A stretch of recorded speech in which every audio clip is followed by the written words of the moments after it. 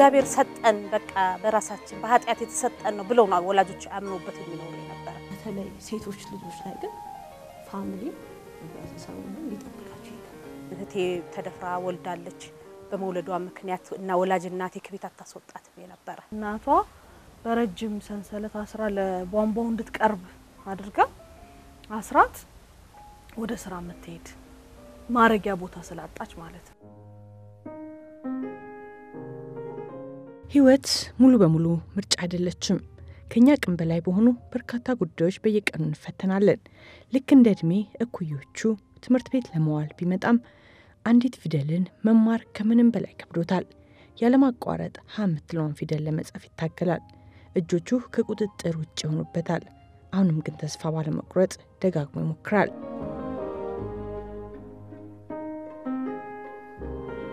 ናቲ እንደሱ ሆኖ ከተፈጠሩ በርካታ ልጆች መካከል እድለኛ የሚያስብሉት ብዙ ነገሮችን መጥቀስ ይቻላል በመጀመሪያ ችግሩን ለመረዳት የቻሉ ቤተሰቦች አሉት ትምህርት ቤት በመላኩ የተነሳ ከሰዎች ጋር የመገናኘትና ውሎ የመግባት እድል ኖሮታል ልክ እንደሱ ከአእምሮ እድገት ውስንነት ጋር በመወለዳቸው የተነሳ በርካቶች በር ተቆልፉባቸው እየኖሩ ይገኛል እኛ አንድ ጊዜ ምን ገጥሞናል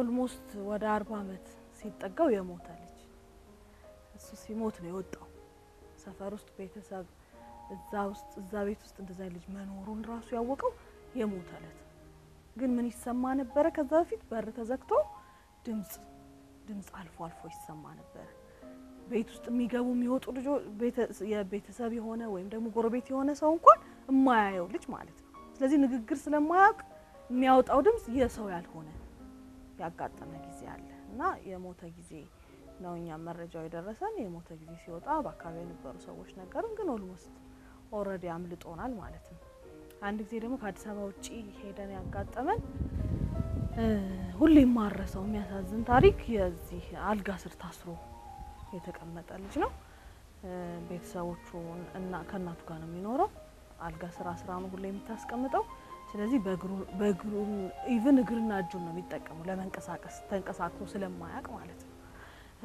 ከሰው ጋር አውርቶ ስለማያቅ እንደውሻ የሚጮህ ልጅ ቋንቋ የማይችል ማለት ነው ስለዚህ እንደዚህ አይነት ሁኔታዎች ያጋጥማሉ አንድ ጊዜ ደግሞ አንድ ግቢ ውስጥ እናቷ በረጅም ሰንሰለት አስራ ለቧንቧው እንድትቀርብ አድርጋ አስራት ወደ ስራ መተሄድ ማረጊያ ቦታ ስላጣች ማለት ነው ስለዚህ ብትወጣ ልጄን የሚደፍራታል ማህበረሰቡ ያገልብኛል ወይ ሙሉ ቀን ሲያሰራት ይውልና ሙሉ ቀን ልብስ ሲያሳጥቧት ብለው 50 ሳንቲም አንድ ብር ሰጥተው ይልኳታል ወይም ያለ ባዶ እጇንም ሊልኳት ይችላል እንደዛ ጉዳቶችን ከመፍራት የተነሳ እናት ረዘም ያለ ገመድ አርጋ አስራ ልጇን ለቧንቧ ብቻ እንድትቀርብ አርጋ ትሄዳለች ወደ ስራ ከዛ ምናልባት ምሳ ሰዓት መምጣት ከቻለች ምሳ መጣ አበልታት ትሄድ ይሆናል ካለበዚያ ማታ ስትመጣ ሊሆን ይችላል ምግብ የምትበላው ማለት ብቻዋን የምታሳድግ ይቺ እናት ማስታወሰው ባሎቻቸው ጥሏቸው ከሄዱት እናቶች መካከል አንዷ ናት እንደዛ ልጅ ሲወለድ ብዙ ጊዜ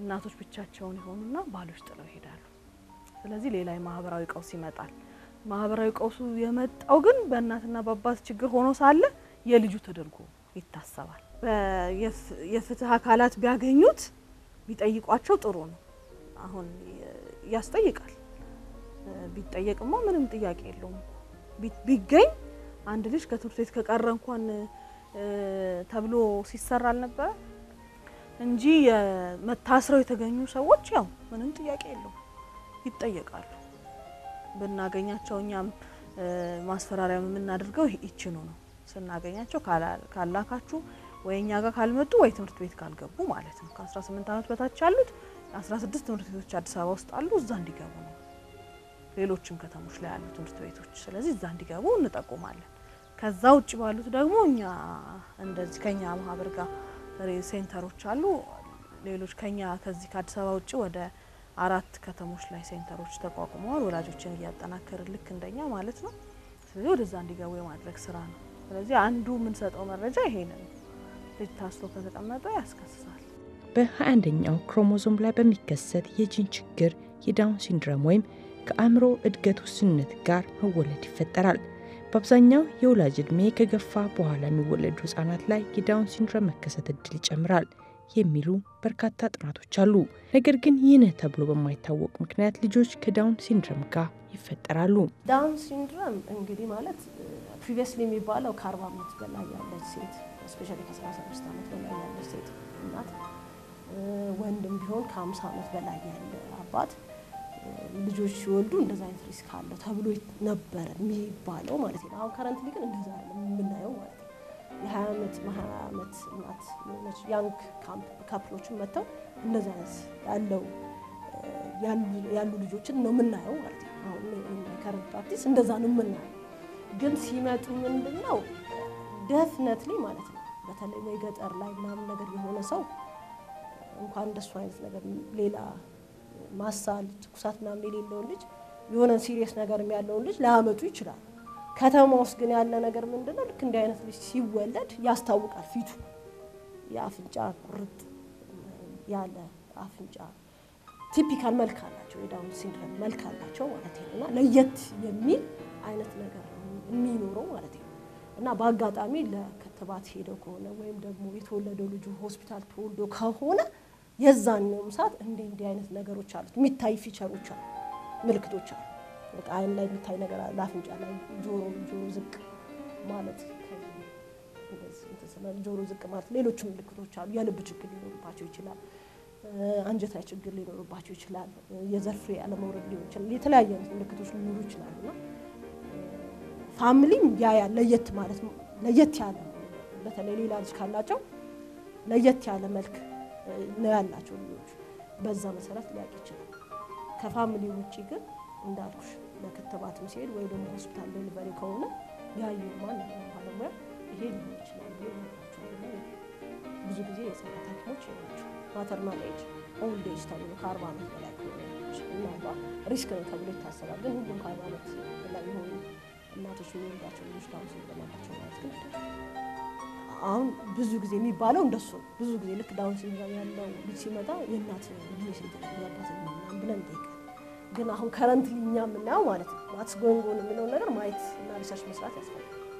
ግን የምናየው ነገር አሁን አርሊ ኤጅም ላይ 20 ዓመትም ላይ ያለች እናት ያንግ የምንላቸው ኢቭን ቲኔጀር ለ18 እና አሁን 18 19 ዓመት ላይ ያሉ እናቶች ዳውን ሲንድሮም ያላቸው የመጀመሪያ ልጃቸው ዳውን ሲንድሮም ያላቸው ልጆች አይተናል።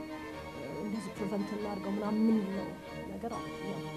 ሌጋ የሚመጡ ዳውን ሲንድሮም ብቻም ሳይሆን ሌሎችም ሪስኮች ሊኖሩ ይችላሉ። ግን እንዲህ አድርገን መከላከል እንችላለን።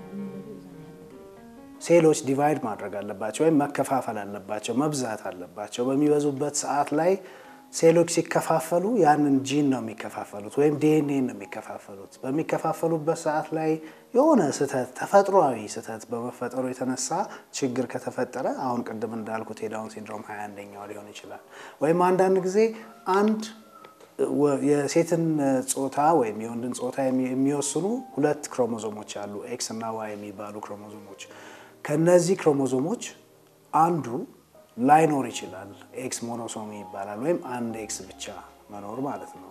እንደዛ አይነት በሚሆንበት ጊዜ ልጆቹ ላይ ምን አይነት ነገር ነው የሚፈጠረው? በእድሜያቸው ልክ ማደግ አይችሉም።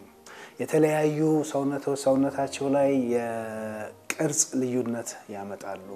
ካደጉ በኋላ ደግሞ የሜንስትራል ፒሪየዳቸው የተዛባ ሊሆን ይችላል ወይም ጠቅላላ ሊጠፋ ይችላል። የመውለድ አቅማቸው ልክ እንደዛው ይከስማል። እንደዚህ አይነት ፕሮብሌሞች አሁን ለምሳሌ ኤክስ ፕሮብሌሞች ሲመጡ የሚመጡ ናቸው። ሴሎች በሚባዙበት ሰዓት ላይ ዲኤንኤውም አብሮ ይባዛል።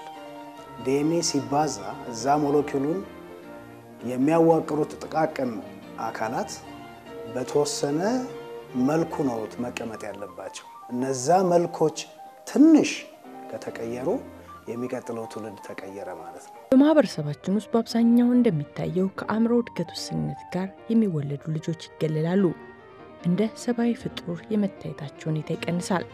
ለአንዳንድ ቤተሰቦች ደግሞ እንደ እርግማንና እንደ ሸክም ይታያሉ። በተለየ መልኩ ደግሞ አንዳች እንክብካቤ ሳያጓድሉ ጤናማ አስተዳደግ የሚያሳድጉ ወላጆችም አሉ።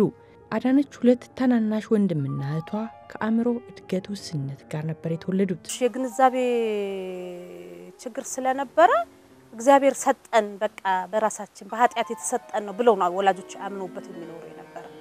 እንጂ ይሄን ያህል ግንዛቤ ኖሮት እንደዚህ አይነት ችግር ስላለ እኮ ነው ብለው እንትን አላሉ። በቃ ተፈጥሯቸው ነው ብለው ወደ ሕክምና እንኳን አንድ ቀን ወስዷቸው አያውቁም። በቃ ሴቷ ግን ያው ትምህርት እንድትማር ብዙ ጥረት ተደርጎ ነበረ። እስከ 7ኛ ክፍል ተምራ ያው ከ7ኛ ክፍል በኋላ ያው ከጓደኞቿ ወደ ኋላ በመቅረት ከኩዮች ጓደኞቿም ከነሱም ከኩዮች ጓደኞቿ በላይ የሆኑት ልጆች ራሱ አልፈዋት በመሄድ ያው የአይምሮ ስንነቱ እዛ ላይ የተረዳሽ ትመጫለሽ ማለት ነው። የእናቷ የሁልጊዜም ስጋት እኔ ስሞት የልጆቼ ህይወት ምን ይሆናል የሚል ነበር። ህይወታቸው ሊያልፍ አካባቢ የሁለቱን ልጆቻቸውን ጣፈንታ ለታላቀታቸው አዳነች አደራ ብለው ነበር ያለፉት። የእናቷን አደራ ለመወጣት የራሴ የምትለው ህይወቷን ትታ ወንድምና እህቷን መንከባከብ ሆነ ስራዋ። እስከ መጨረሻ ምን ነው እንደውም በቃ መታመም ስትጀምር እንደው ፈጣሪ ለሴቷ አይደለም ሴቷ እንኳን ሰርታ የትም ለጉልበቷ ሲሉ ማንንም ይዛታል ትል ነበረ።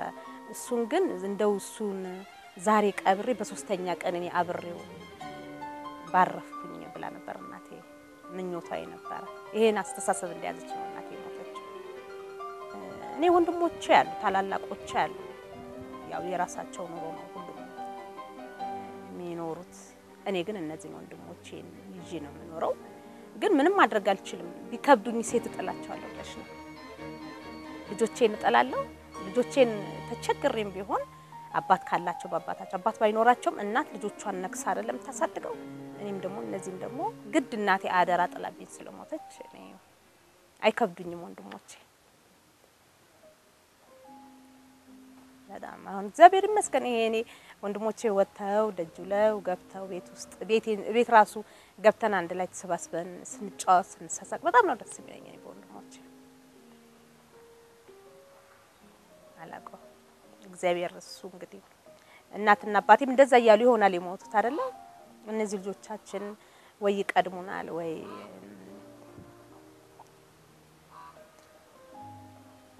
እነሱ እኛን ሞትና ምን ይሆናል ወላጆቼ። ግን እግዚአብሔር ይመስገን እነሱ አልፈው እነዚህ ልጆች አሉ።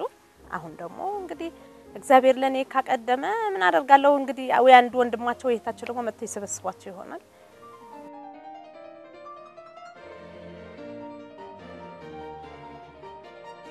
እንደዚህ አይነት ልጆች ይዘሽ ስትኖሪ ብዙ ነገር አለ። ሁሉ ነገር ከባድ ነው። የማይከብድ ነገር የለም። እንደ ልብሽ እንኳን ወተሽ ወንድሞችሽን ይዘሽ ስትሄጂ ተመልካቹ በቃ በጣም እንደ ጉድ ፍጡር አድርጎ ነው በቃ የሚመለከታቸው ያንቺን ወንድሞች። አንቺን አይተው እነሱን አይተው አንቺን የመመልከት ባህሪ አለ በማህበረሰባችን ላይ። እንደገና አልፎ ተርፎ እኔ ራሱ በዚህ እድሜ እንደምታየኝ አሁን 9 ዓመት ራሱ ለነዚህ ልጆች መስዋዕት ሆኜ ብዙ ነገር ላጣ እችላለሁ ነው። ትዳር አለ፣ ሰርቶ መግባት አለ። ትንሽ ከራሴ እንትን ላይ ግን ያየሁት በተለይ ሴቶች ልጆች ላይ ግን ፋሚሊ ቤተሰብን ሊጠብቃቸው ይገባል። አቢዩዝ ተደርገው ሴክሹዋሊ አቢዩዝ ተደርገው የመጡ ልጆች ራሳቸውን ፕሮቴክት ማድረግ ስለማይችሉ ማለት መራመድ ስለሚችሉ ከቤት ወጥተው የመሄድ እድል ሊኖራቸው ይችላል ማለት ነው። ስፔሻሊ ቤተሰብ በሌለበት እኔ እንኳን ያጋጠመኝ እዛው ቤተሰብ ማለት ሌላ እንግዳ ሰው መጥቶ እንደዛ ያደረገ አጋጣሚ አለ ምን መደፈር ማለት ነው። ስለዚህ እያንዳንዱ ሰው ኢንክሉዲንግ ቤተሰቦች ለነዚህ ልጆች ስፔሻል አቴንሽን ሰጥቶ መጠበቅ አለባቸው። ማለት ከተደፈሩ ኤችአይቪ ሊይዛቸው ይችላል፣ ሌሎች በሽታዎች ሊይዛቸው ይችላሉ፣ ሊያረግዙም ይችላል። ያን ፖሲቢሊቲ ስላለ እሱን ቤተሰቡ በደንብ ነቅቶ መጠበቅ ይችላል። እህቴ እንግዲህ ቤተክርስቲያን በማለት ከእናቴን ብዙ ጊዜ ቤተክርስቲያን እያለች ትሄድ ነበረ። እናቴም ያው ቤተክርስቲያን እንኳን እንዴት ይቀርባታል በሚል እንደዚህ አይነት ልጆች ይደፈራሉ የሚል ሰውም የለም። የሚጠጋቸው ሰው ያለ አይመስልሽም በወላጆች ዘንድ ማለት ነው። ግን በአጋጣሚ ሆኖ ተደፍራ ያው ወላጅ እናቴ ምንም አታውቅም። እኛም የራሳችን የኑሯችን እንጀራ ላይ ስለምንሯሯጥ የነበረ ቤት ውስጥ ማንንም የለም። እናቴ እነሱን ብቻ ነበር ይዛ የምትኖረው። ብዙ እናቴ አላጠናቻትም አላወቀቻትም። ግን ሆዷ እየገፋ ከመጣ በኋላ ነው ልጅ ማርገዟንም ራሱ መደፈሯንም ራሱ እናቴ ልታቀው ይቻለች። ወንዶችም እንደዚሁ። ስለዚህ እንደዚህ አይነት ሁኔታዎች ያጋጥማል። በተለይ ደግሞ አንድ ግቢ ውስጥ የቀበሌ መኖሪያ ሆኖ አንድ ግቢ ውስጥ የሚኖሩ ልጆች ለጥቃት ተጋላጮች ናቸው። ወላጆች ስራ መሄድ ይኖርባቸዋል። ቤት ሌሎች ልጆቻቸው ትምህርት ቤት ሄደው እሱን በር ዘግተውበት ወይም እሷን በር ዘግተውባት ይሄዳሉ። የጉልበት ብዝበዛ፣ ጾታዊ ጥቃቶች እነዚህ ሁሉ ይከሰትባቸዋል። ምን ተብሎ ይታሰባል? ጉዳታቸውን መግለጽ የማይችሉ ልጆች ናቸው። አይናገሩም ተብሎ ስለሚታሰብ ራሳቸው መከላከል አይችሉም ተብሎ ስለሚታሰብ ብዙ ጥቃቶች የተጋለጡ ናቸው ማለት ነው።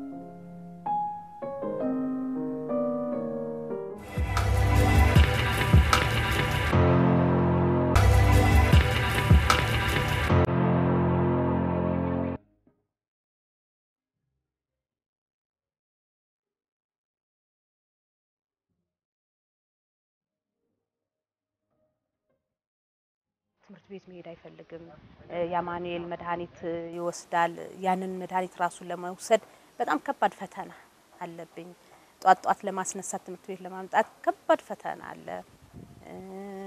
ተጎንብሰሽ ለነሱ ጫማቸው አስረሽ ገላቸው አጥበሽ አሁን እሱ ገላውን መታጠብ ራሱ ብዙ ታጠብት ቼፊት ገላው ማለት ቼፊቷ ብቻ እንደሆነች ጭንቅላቱ ራሱ ከዚች ግማሽ የሱ እንደሆነች ያ ግን በቃ የሱ እንዳልሆነ ነው በቃ እሱ አምኖ የሚታጠበው። እነሱን አጥበሽ የነሱን ልብስ አጥበሽ የነሱን ምግብ አብስለሽ ምሳቸውን በሳህን ቋጥረሽ ወደ ትምህርት ቤት ልከሽ እንደገና የራስሽን ህይወት ትሮጫለሽ። ከዛ ደግሞ ተመለሰሽ ያው እነሱን ትንተያለሽ። የነሱን ምግብና የነሱን እንትን ነው የምትጠብቂው። በቃ ህይወትሽ ሙሉ ለሙሉ እነሱ ጋር ነው። ግን በዛ መሃል ላይ ያው ትንሽ የሱ ችግር እዛ ላይ ነው። መድኃኒቱ አጣሉጥም ከመሰልቸትም ይመስለኛል ይሄ ችግር አለበት ኃይለ ማርያም እንጂ ሴቷ እስካሁን ድረስ እግዚአብሔር ይመስገን ደህና ነው። ነፍሰ ጡር የሆነች ሴት ሆዷ ውስጥ ያለው ጽንስ የአእምሮ እድገት ውስንነት እንዳለበትና እንደሌለበት ከ3 ወር ጊዜ ጀምሮ በምታደርገው የጂን ምርመራ መታወቅ ይቻላል። ዳውን ሲንድሮም ያለባቸው ልጆች ከተወለዱ ጊዜ ጀምሮ በሚያሳዩት የፊት ገጽታ በቀላሉ ይለያሉ። የትኛውም ዓለም ላይ ከዳውን ሲንድሮም ጋር የሚወለዱ ልጆች ተመሳሳይ የፊት ገጽታ ይኖራቸዋል። የአእምሮ እድገት ውስን የሆነ ልጅ ነው የሚወለደው ዳውን ሲንድሮም የሚባለው። ሌላው ፊቸሩ ወይም ሌላው መገለጫው ደግሞ ፊት ላይ የሚገለጹ የተለያዩ አይነት ሁኔታዎች አሉ። የአይን ጠቦ ወደ ግራና ወደ ቀኝ መስፋት፣ የአፍ አካባቢ ያለው የመንጋጋ እንትኖች በትክክል አለመቀመጥ፣ የፊት ቅርጽ ትክክል አለመሆን፣ የእድገት ውሱን መሆን፣ አእምሮ ብቻ ሳይሆን የሰውነት እድገትም ውሱን መሆን፣ እነዚህ በሙሉ ዳውን ሲንድሮምን ይገልጹታል። እንደዚህ አይነት ልጅ አንዴ ስለተወለደ ማለት ሁለተኛው ይሆናል ማለት አይደለም። ምክንያቱም ቅድም እንዳልኩሽ የዲኤንኤ ለውጥ ወይም የዲኤንኤ ስህተት አንዴ ብቻ ሊፈጠር የሚችልም ሊሆን ይችላል። ወይም ደግሞ እየቀጠለ በሚቀጥለውም ትውልድ የሚቀጥለውም ጋር ሊመጣ የሚችል ይሆናል። ስለዚህ አሁን እንደዚህ አይነት ልጅ አለኝ ወይም ደግሞ የጤና እክል ያለው ልጅ አለኝ እና የሚቀጥለውን ልጅ መውለድ በጣም እፈራለሁ፣ ለመውለድም መሞከር አልፈልግም፣ ምክንያቱም አሁን ያለውን ልጅ ለማሳደግ ለመንከባከብ ያለው ችግር በጣም ከፍተኛ ነው ብለው ሰዎች ሰቆቃ ውስጥ ይገባሉ። ከዛ ችግር መገላገል እንዲችሉ ሁለት አይነት ነገሮች አሉ። አንደኛው እነሱ ሴል ላይን ላይ ያ ችግር በቀጣይነት አለ ወይስ የለም የሚለውን ነገር እንወስናለን። አንዳንዴ ደግሞ እንደዛም ሆኖ ያለ የለም የሚቀጥለው ልጅ ጤናማ ሊሆን ይችላል ብለው አስበውም እንኳን ቢያረግዙ ወይም ደግሞ ሳይታሰብ የሚመጣ እርግዝና አለ አይደለ? እንደዛ ሆኖ ቢመጣ እኔ ጋር መምጣት ይችላል ወይም እንደዚህ አይነት ፋሲሊቲ ጋር መምጣት ይችላል። ያኔ እናማክራቸዋለን። ማለት መቼም እንትን ነው ይሄ ምልክት አይቶ መናገርና እርግጠኛ ይሄ ነው ብሎ መናገር ይለያል። እና ያው የኢትዮጵያ ሐኪሞች ብዙዋን አንታማ ማለት አትሊስት አሁን ዳውን ሲንድሮም ላይ ምልክቶቹን አይተን ዳውን ሲንድሮም ነው ማለት እንችላለን። ግን ዳውን ሲንድሮም ሆኖ ደግሞ በዛ ቤተሰብ ላይ ሊከሰት ይችላል አይችልም የሚለው አይነት ስፔሲፊክ አይነት ምክንያቱን ካወቅ ነው ፓረንት ካውንስል ለማድረግ የሚቀጥለው ፕሬግናንሲ ላይ ሪስክ የለውም የሚቀጥለው ፕሬግናንሲ ላይ ሪስክ አለው የሚለውን ካውንስል ለማድረግ እሱ ይጠቅማል። ስለዚህ የሚችል ፋሚሊ እንትኑ በጣም ኮስቲ አይደለም የሚችልና አክሰሱ ያለው ማለት መላክ የሚችል ሰው ካለ እሱን ሰርተን እናረጋግጣለን። በዝዶንታት ፋሚሊ ካውንስል እናረጋለን። ግን ከካውንስሊንግ ባለፈ ማለት ነው ትሪትመንታቸውን ማስመልክቶ ማለት ነው የሆነ ይሄ ሊሆን ይችላል ብለን የምናስበዋል። ግን this will be a confirmatory test ማለት ነው ጄኔቲካሊ ይሄ እንዲህ ነው ብለን በቃ በዛ መሰረት ይሄ የጄኔቲክ አብኖርማሊቲ ከሆነ አሁን ክሮሞዞማል ሌቭሎች ላይ የመጣ ነገር ከሆነ ይሄኛው አይነት ክሮሞዞሙ የለም ወይም ደግሞ ኤክስትራ የሆነ ነገር አለ የሚለው ነገር ከዛ እንረዳና ብዙ ነገር ይሰጠናል ለሕክምናው እንደገና ፈርዘር ፓረንቶችን ካውንስል ማለት ነው።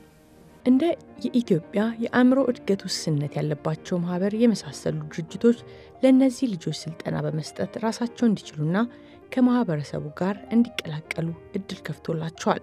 እነዚህ ልጆች እድሉ ከተሰጣቸው የመሰልጠን የመሻሻል ብሎም ራሳቸውን የመቻል አቅም ይፈጥራሉ።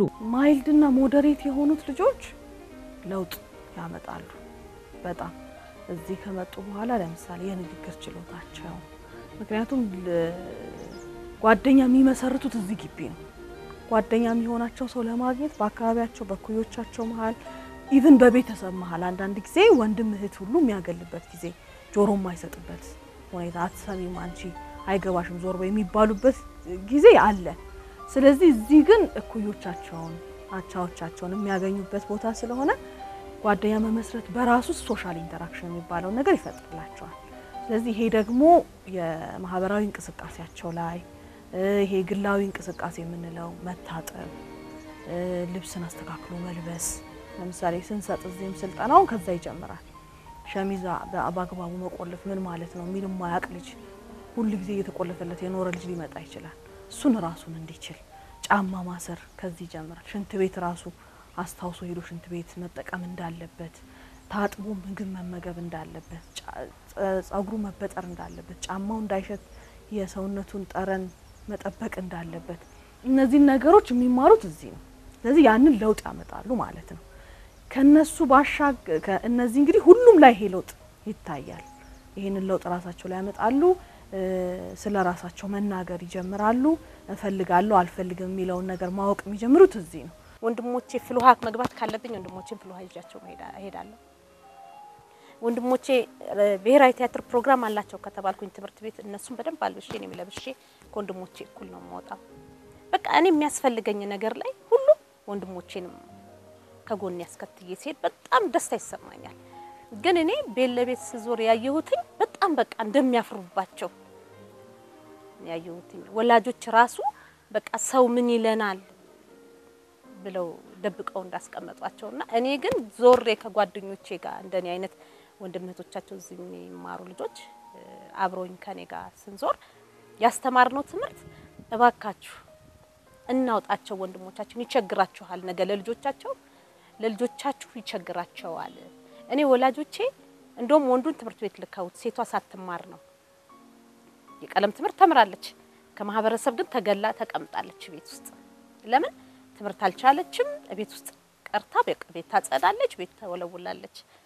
እናቴ ከሞተች በኋላ ግን እህቴን አስወጥቼ ትምህርት ቤት ተሰዳት። ትምህርት ቤት ራሱ የምትሰራቸው የሞያ ስራዎች ከፍተኛ ስለሆነ እባካችሁ ለነገ ለልጆቻችሁ ይቸግራቸዋል አስወጣቸው። እነዚህ ልጆች ወንድሞቻቸው የያዟቸው ይውጡ አይፈሩባቸው ሁሉ ብለን አስተምረን ትልቅ ግንዛቤ ራሱ ለራሴ ግንዛቤ አግኝቼ ለሌላ ማህበረሰብም ግንዛቤ የሰጠሁበት ጊዜ አለ። በየእድሮቹ እየዞርኩ አስተምራለሁ። የፀሐይ ብርሃን አይተው ማያውቁ እድሜያቸው ሙሉ ታስሮ አንዳንድ ጊዜ ሲሞቱ ሬሳቸው የሚወጣ ልጆች ይገኛሉ።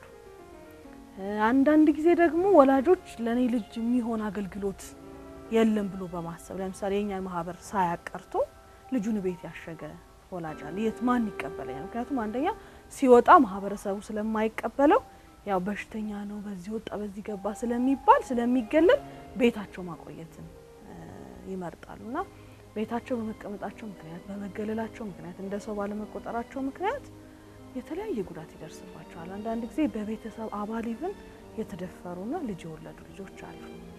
የመናገር ችሎታ እንደሌለው ነው የነገርኩሽ። ብዙ የማወቅ ነገር አያቅም የነበረ እዚህ ትምህርት ቤት በመግባቱና ከኩዮች ጓደኞቹ ጋር በመዋሉ ግን ከፍተኛ ለውጥ አምጥቷል። ዛሬ ይናገራል። የሚፈልገው ምግብ ራሱ ይሄንን ምግብ አልፈልግም ይሄንን ነው የምፈልገው ይሄ ይሰራልኝ ልብሴ ቆሽሿል ልብሴ መቀየር አለብኝ ብሎ የመናገር ችሎታ ያመጣው እዚህ ትምህርት ቤት በመዋሉ። ከዳውን ሲንድሮም ጋር የሚወለዱ ልጆች ብዙ ጊዜ የተለያዩ የጤና ችግሮች ይገጥሟቸዋል። በአብዛኛው ደግሞ የልብ ህመምተኛ ሊሆኑ ይችላሉ። ፓረንቶች መከተል ያለባቸው ነገር አሁን ዳውን ሲንድሮም ላይ ዳውን ሲንድሮም ብቻ መሆኑ ሳይሆን አብረውት ያሉ ነገሮች አሉ። አንዱ የልብ ችግር ይኖርባቸው፣ ተደጋጋሚ ደግሞ ኢንፌክሽን ሊኖራቸው ይችላል። ስፔሻሊ ኒሞኒያ በጣም ተደጋግሞ ሊይዛቸው ይችላል። ስለዚህ ሬጉላርሊ ፎሎ አፕ ሊላቸው እናደርጋለን። ከእኔ ጋር ደግሞ በተያያዘ ዳውን ሲንድሮም ያላቸው ልጆች አብዛኞቹ ከ30% በላይ ሃይፖታይሮይዲዝም የሚባል የታይሮክሲን እጥረት ማለት ያጋጥማቸው። ስለዚህ በሆነ ኢንተርቫል ስክሪን እናደርጋቸዋለን። ልክ አሁን ዳውን ሲንድሮም አንድ ልጅ አለው ተብሎ ሰው ፒክ ካደረገው እኔ ሄልዝ ፕሮፌሽናል ያኔ ታይሮይድ ፋንክሽን ቴስት ይሰራል፣ ቴስት ይደረጋል። ያንን የምናደርግበት ምንድነው ኦልሞስት 100% ሜንታል ሪታርዴሽን ነው። ሜንታል ሪታርዴሽኑ ሲቪሪቲ ሊለያይ ይችላል፣ ግን አብዛኞቹ ዘገምተኞቹ አሉ ማለት ነው። ያ ነገር ስላለ በዛ ላይ ደግሞ ለምሳሌ ሃይፖታይሮይዲዝም ታይሮክሲን እጥረት ደግሞ ሲኖር ይሄ የአእምሮ ዘገምተኝነታቸውን ያባብሳል። ስለዚህ ወዲያውኑ ቼክ ይደረጋል። ለምሳሌ ገና እንደተወለደ ሊሆን ይችላል፣ ይሄ ጨቅላ ህጻናት የሚተኙበት ቦታ ላይ ሆኖ ሊሆን ይችላል። እንደዛ አይነት ፊቸር ያለው ኢሚዲየትሊ ይሰራለታል። ከአንድ ሳምንት በኋላ ነው ቴስቱን የምንሰራው። ከተወለዱ ከአንድ ሳምንት በኋላ እንሰራላቸዋለን። እዛ ላይ ችግር ካለባቸው መድኃኒት እንጀምርላቸዋለን ማለት ነው። ያ ይሄ የአእምሮ እድገታቸውን ራሱን በራሱ ተጽዕኖ አለው ዳውን ሲንድሮም በራሱ። እንደገና ደግሞ ተጨማሪ የሆርሞን ችግር ሲኖርባቸው ደግሞ ስለሚያባብሰው ያንን እንዳያረግ መድኃኒት ያው እናስጀምራቸዋለን ማለት ነው። ሌላው ደግሞ አብዛኞቹ ልጆች ማለት ነው የልብ ችግር ይኖርባቸዋል፣ ብዙ ልጆች ማለት ነው። ስለዚህ ወዲያው ዳውን ሲንድሮም እንዳላቸው ከታወቀ ኤኮ ይሰራላቸው ማለት አይተን ቼክ አድርገን የምናዳምጠው ነገር የሚደመጥ ነገር ላይኖር ይችላል።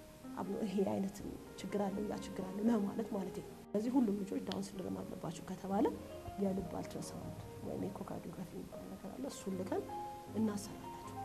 አሰርተን እዛ ላይ ችግር ካለ ብዙ ጊዜ ዲፌክቶች ናቸው የሚኖሩት እንትኖቹ ላይ ሴፕተም የሚባል ነገር አለ።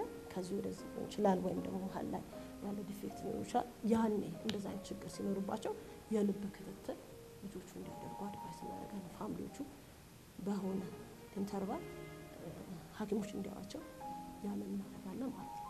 ከዛ በተረፈ አዲሽናል የሆኑ ነገሮች ያው ሜንታል ሪታርዴሽን ሲኖራቸው ስፒች ዲሌይ ይሆናል።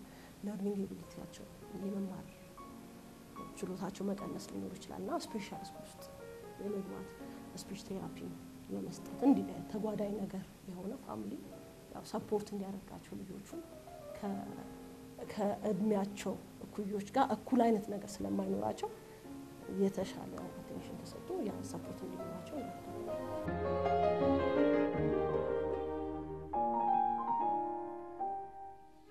ባደጉት ሀገሮች ላይ ያሉ ተሞክሮች የሚያሳዩን ዳውን ሲንድሮም ያለባቸው ልጆች መገለልና መደበቅ ከሚለው ችግር አልፈው ራሳቸውን በመቻል እንዲሁም አንዳንዶቹ አግብተው ቤተሰብ የመመስረት ደረጃ ደርሰዋል። በእኛ ሀገር ያለው የቤተሰብና የማህበረሰብ አመለካከት መቀየር ለእነዚህ ልጆች የነገ ህይወት ትልቅ ተስፋ ይሰጣል።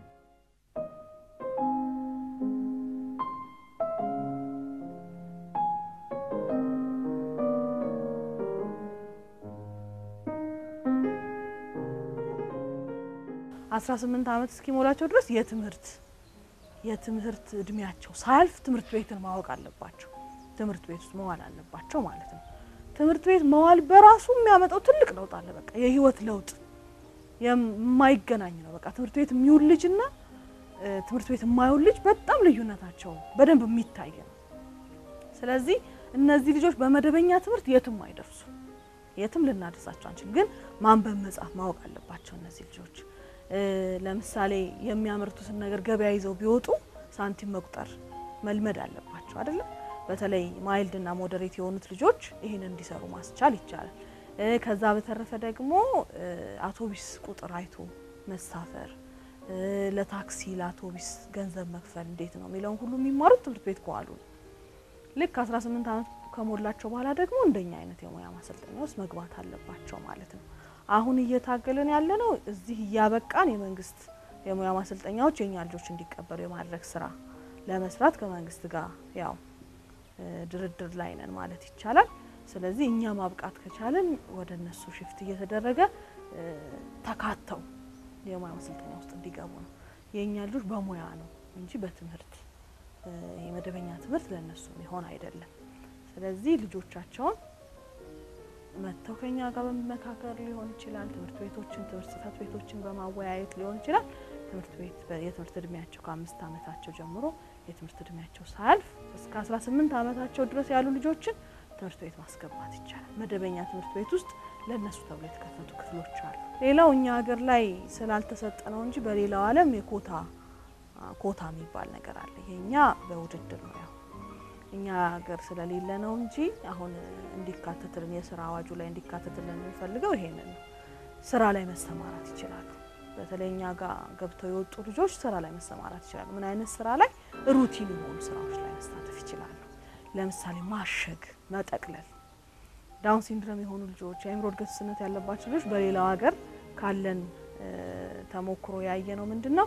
ሱፐር ማርኬቶች ውስጥ፣ ፋብሪካ ውስጥ መደርደር፣ ማሸግ የነሱ ስራ ነው። ሁሉም ለነሱ ባይሰጥም ኮታ አላቸው።